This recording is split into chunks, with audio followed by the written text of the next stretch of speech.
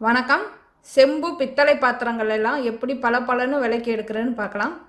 இதுக்கு கொஞ்சம் புளி எடுத்துக்கணும். இதேமாரி செங்கல், வீடு கட்டெல்லாம் எடுத்துப்போம் இல்லையா, அந்த செங்கல் உடச்சி தூளாக எடுத்துக்கணும். நான் இப்போ செங்கல் எடுத்திருக்கேன். இது அவ்வளோதான் நல்ல செங்கல் கிடையாது. இதுதான் எனக்கு கிடச்சிது. உடச்சதுக்கப்புறம் மண் மாதிரியே தான் இருக்குது. சின்ன பாத்திரங்களாக இருந்தாலும் ரொம்ப பெரிய பாத்திரமாக இருந்தாலும் இதே மாதிரி விலைக்கு எடுத்துக்கணும். செங்கலுக்கு தான் நல்லா பளபளன்னு வரும். இதில் எவ்வளோ கலர் மாறி இருக்கு ரொம்ப நாளாக.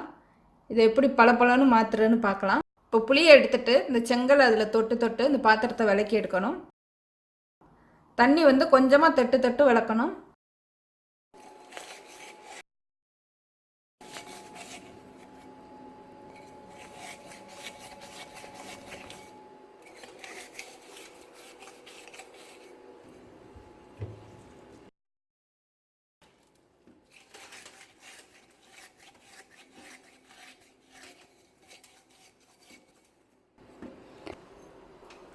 விளக்கையிலே நல்லா தெரியும் கலர் மாறி வர்றது.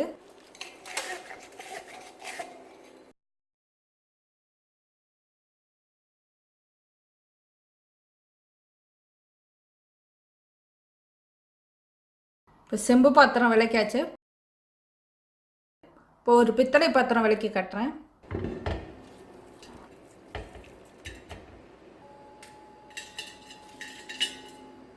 கொஞ்சமாக தண்ணி தெளிச்சுக்கிட்டு தைக்கணும்.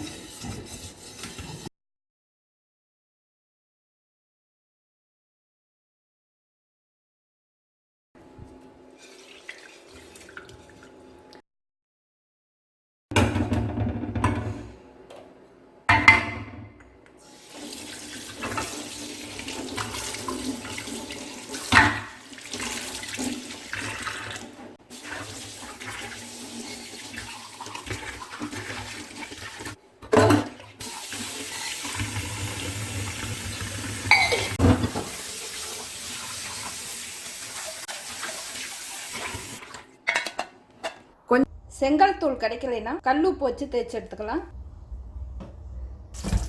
கொஞ்சமாக தண்ணி தொட்டுட்டு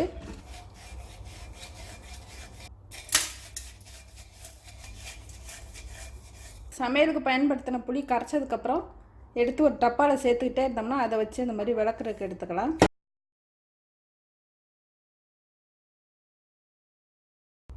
இந்த மாதிரி சமையலுக்கு பயன்படுத்துனதுக்கப்புறம் அந்த புளியை எடுத்து வச்சுக்கணும்னா இந்த மாதிரி பாத்திரம் தேய்க்கிறதுக்கு எடுத்துக்கலாம். அப்படி தான் எடுப்பேன் நான் எப்போதும். புளி இல்லைன்னா எலுமிச்சை எடுத்துட்டு உப்பில் தொட்டு தேய்ச்சோம்னா இது பளபளன்னு ஆயிரும். இந்த மாதிரியும் விளக்கி எடுத்துக்கலாம். கொஞ்சமாக தண்ணி தொட்டுட்டு தான் தேய்க்கணும். ரொம்ப தண்ணி பட்டுருச்சுன்னா ஒழுங்காக விளக்கப்படாது. விளக்குனதுக்கப்புறம் நல்லா தண்ணி இல்லாமல் தொடச்சி வச்சிடணும். முதல்ல எப்படி இருந்தது, இப்போ எப்படி இருக்கு பாருங்கள். நான் சுத்தமான செங்கல்ல தேய்ச்சோம்னா அந்த சின்ன புள்ளி மாதிரி தெரிகிறதும் தெரியாது. பித்தளை, செம்பு, வெள்ளி எல்லாமே காற்று படப்பட கருத்துரும். மஞ்சப்பை மாதிரி இருந்ததுன்னா அதில் சுற்றி எடுத்து வச்சுருங்க.